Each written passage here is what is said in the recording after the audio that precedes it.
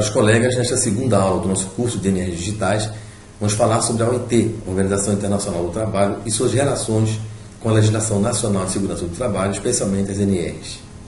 A OIT elabora as normas internacionais do trabalho através de propostas apresentadas na Conferência Internacional do Trabalho, que ocorre anualmente.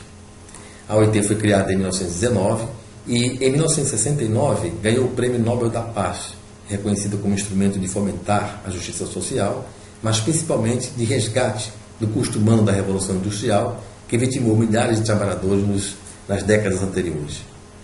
Desde a sua constituição, a preparação de parâmetros internacionais para a proteção da saúde dos trabalhadores permanece como uma das mais importantes formas de ação da OIT. É da OIT, inclusive, a criação do Dia Mundial da Saúde e Segurança no Trabalho, além de ter publicado, em 1919, a primeira Convenção Internacional que era sobre a jornada de trabalho. Dentro desse contexto, vamos abordar dois assuntos importantes. Primeiro é analisarmos os conceitos de saúde pública e de saúde ocupacional, além de estudarmos as suas diferenças e as ferramentas utilizadas em cada metodologia de trabalho. A primeira diferença relaciona-se à ação política, institucional e operacional. A saúde pública, de maneira geral, é influenciada pela Organização Mundial da Saúde e Ministério da Saúde, e a saúde ocupacional tem como diretriz as normas da OIT. O segundo assunto é estudarmos de que forma a OIT incorpora suas normas na legislação dos países.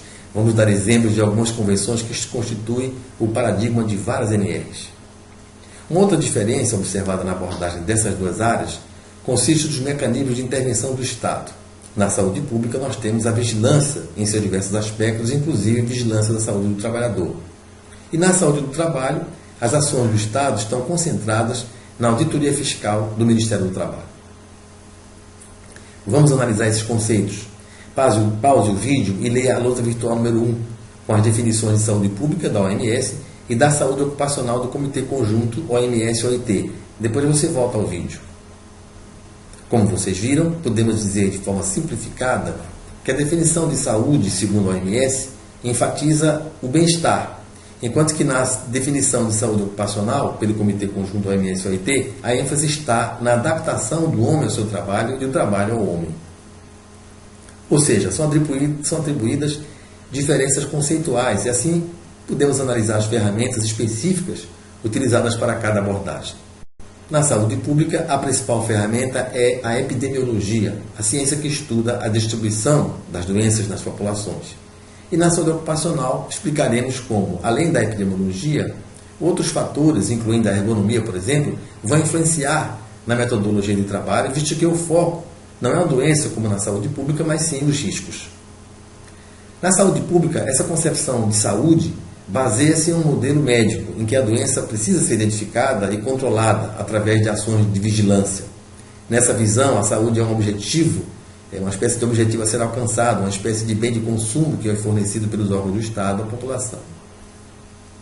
Vejam a definição de saúde segundo esse conceito. Nos dias atuais, esse conceito está se modificando e o modelo médico vai sendo substituído por uma concepção da saúde assim um pouco mais abrangente, chamada de holística ou integral. E assim a saúde é vista como um recurso para se viver bem em família, na sociedade e em harmonia com o meio ambiente, e não apenas como um objetivo em si mesmo. Entretanto, na saúde ocupacional, que lida muito mais com os riscos do que com a doença, o modelo epidemiológico empregado na saúde pública apresenta limitações. A abordagem dos riscos envolve aspectos eminentemente técnicos e tecnológicos desses riscos, principalmente com a introdução crescente de sistemas computacionais nos ambientes de trabalho. E assim é necessário não somente a epidemiologia, mas principalmente a análise ergonômica, um método científico que está em crescimento e que trabalha com os aspectos chamados sociotécnicos e psicodinâmicos dos ambientes de trabalho. A saúde no trabalho requer ainda o concurso multidisciplinar e técnicos diversos e envolve os aspectos políticos que ocorrem na arena tripartite do trabalho, essa arena que envolve o capital, o trabalho e os órgãos do Estado. A concepção de epidemiologia também evoluiu com o surgimento da epidemiologia crítica, que trabalha com agregados de populações e a distribuição geográfica das doenças nessa concepção. Assim, as doenças, segundo este modelo, essa epidemiologia crítica, ela distribui-se de forma geográfica e muito mais de acordo com o modelo econômico utilizado pela sociedade. Assim, no sistema econômico capitalista, as doenças se expandem segundo este modo de produção, de trabalho e de consumo. Da mesma forma, as doenças ocupacionais nos países em desenvolvimento, que reproduzem esse mesmo modelo econômico, vão incidindo e se distribuindo da mesma maneira que nos países desenvolvidos. Assim, são necessárias ferramentas que possam dar conta da saúde ocupacional de forma mais abrangente, com a inclusão de variáveis quantitativas e qualitativas dentro do espaço tripartite. Veja agora na lousa virtual número 2, exemplo desse fenômeno da epidemiologia crítica e da distribuição geográfica das doenças. Uma reportagem mostra uma população indígena manifestando doenças típicas dos ambientes urbanos. E um artigo da OIT expõe o problema da exportação de acidentes de trabalho. Para resumir, procuramos dar uma definição de saúde ocupacional agregando essas diversas variáveis. Acesse agora a lousa virtual número 3 e analise uma interessante classificação social das doenças que inclui não somente a saúde pública, mas a saúde ocupacional e que dá medida bem precisa dessa complexidade. Vamos estudar agora como é a elaboração da legislação internacional em segurança do trabalho através da OIT, que desenvolve ações normativas e de cooperação técnica com os países.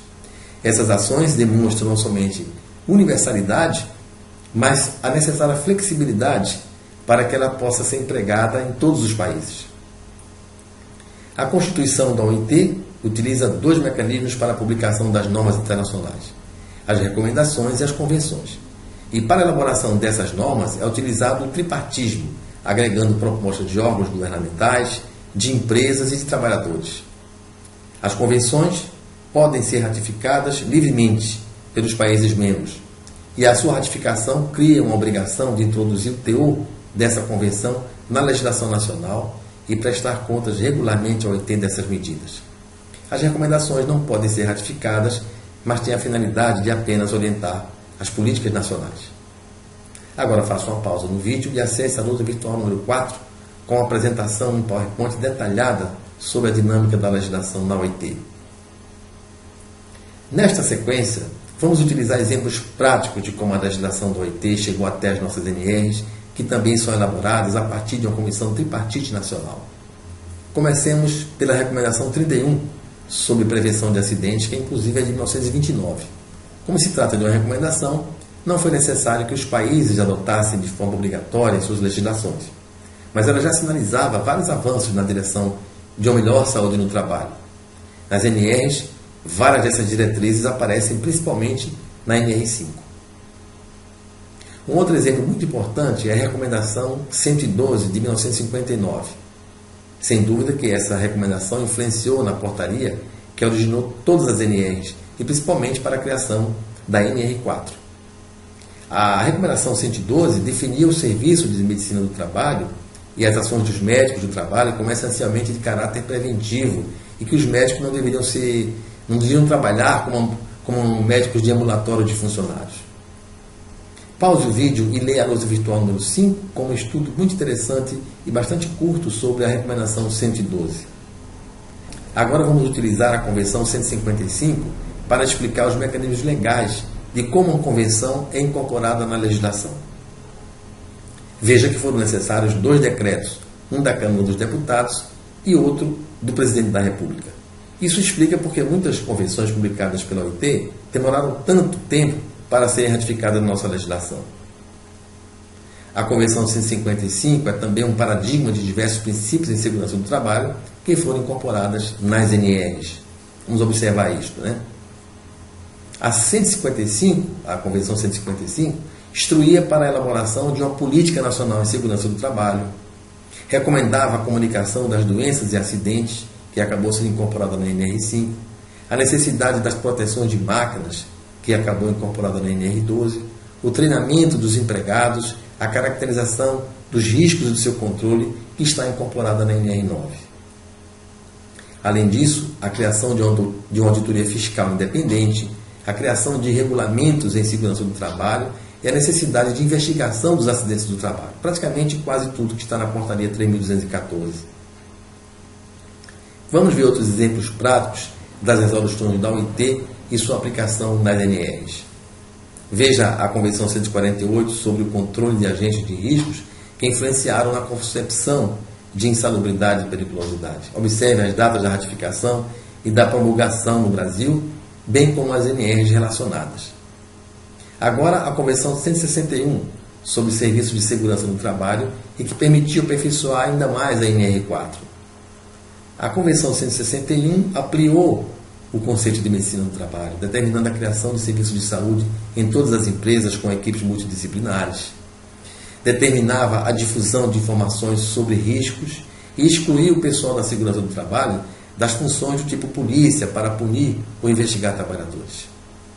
Veja agora a Convenção 136 sobre o benzeno, que inclusive sofreu uma alteração recente com a modificação da NR15. Neste ponto, vamos fazer um resumo das normas internacionais da OIT. Assim como fizemos com as NRs, criamos um sistema de classificação das resoluções da OIT de forma bem simples, para facilitar o seu entendimento e que você possa entender de forma mais prática. São apenas 2 grupos. Nesta classificação, nós colocamos todas as NRs relacionadas à segurança e saúde no trabalho em um grupo e colocamos as demais em um outro grupo separado. Chamamos esse primeiro grupo de normas internacionais para relações especiais de trabalho. E o que são as relações especiais de trabalho? Essas normas incluem convenções para assuntos muito mais ligados à jornada de trabalho, indenização, seguros e situação de gênero, como o trabalho da mulher, o trabalho noturno e a idade mínima para se trabalhar. No segundo grupo, então, ficaram todas as normas ligadas à segurança de saúde do trabalho, que inclusive são em menor número, assim você pode pesquisar e ver todas as normas que estão relacionadas à SST. Como exemplo das normas do primeiro grupo, das relações de trabalho, escolhemos apenas 3. A da jornada de trabalho, que foi a primeira convenção da OIT, de 1919, a do trabalho noturno da mulher, que também é de 1919, e a Convenção sobre Indenização por Desemprego no Setor de Pesca, que é de 1920. E como exemplo das normas de segurança e saúde, que são as normas para as relações de risco e proteção, indicamos a Convenção 137 sobre o trabalho portuário, que é de 1973, a Convenção 176 de Segurança e Saúde nas Minas, que é de 75, e a Convenção 184 sobre Segurança e Saúde na Agricultura, que é de 2001. Agora pause o vídeo e dê uma olhada nessa classificação na lousa virtual número 6, para que você possa ver que ela é bem simples e que assim você vai entender melhor os objetivos das normas internacionais do trabalho. Para finalizar, vamos mostrar para você como entrar no site da OIT e em apenas 4 cliques entrar no banco de dados de todas as convenções e recomendações da OIT. E lá você pode escolher e conhecer a convenção ou recomendação que você quiser. Neste final, veja algumas fotos abaixo, nesse espaço, desse slide, e faça uma correlação com as convenções da OIT. Cada foto dessa tem uma correlação com uma convenção da OIT. Você pode mandar um resultado para o Fale Conosco do site. E em seguida faça o quiz desta aula, o teste, e veja o seu aproveitamento. Na próxima aula, vamos falar sobre a teoria geral da administração e alguns princípios de gestão e segurança do trabalho e as NRs. Obrigado e boa sorte.